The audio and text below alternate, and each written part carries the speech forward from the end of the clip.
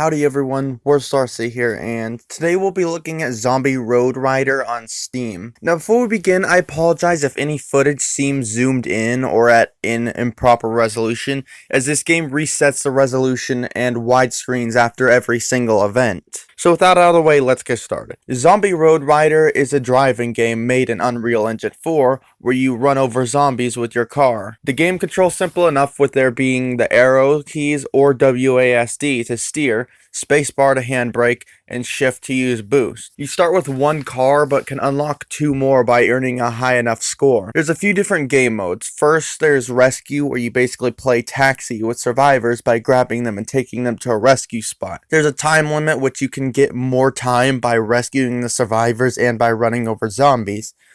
Then there's race mode, where you race laps hitting checkpoints to get more time.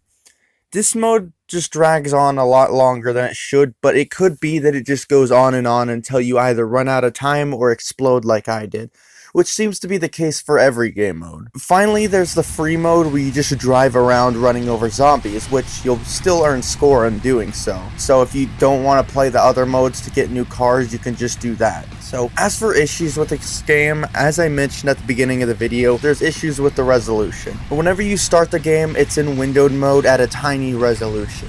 You can go to options and make it the right resolution and full screen it, but next time you go back to the menu from a game, it sets it back. Same goes when you exit and re-enter the game. At first it didn't bother me when I was just playing it, but when I went back to check that I had to redo my recordings because it doesn't want to stay where I put it, that's when I started getting a little irritated. And since I got some pretty good footage while I was doing that, as you can see, I'm still going to use a little bit of it. The music is just one rock song that is louder than the rest of the game and doesn't even loop, but rather fades to silence before restarting itself, and there's no option to adjust any of the volume. The car handles decently, but at higher speeds will start to slide and can spin out of control easily by hitting zombies. This can happen frequently, and if you have zombies around you when you're stopped, you can't drive forward because they'll be like a brick and just keep hitting you back. Your car also takes damage from being hit or hitting into things, and will go from a dark smoke that will highly obscure your vision when you're at lower speeds, to being on fire till eventually it'll explode when you hit something else. The physics can be hilarious, as if there's a zombie on a bus, it'll start bouncing, sometimes flipping, and in some cases even start spasming around.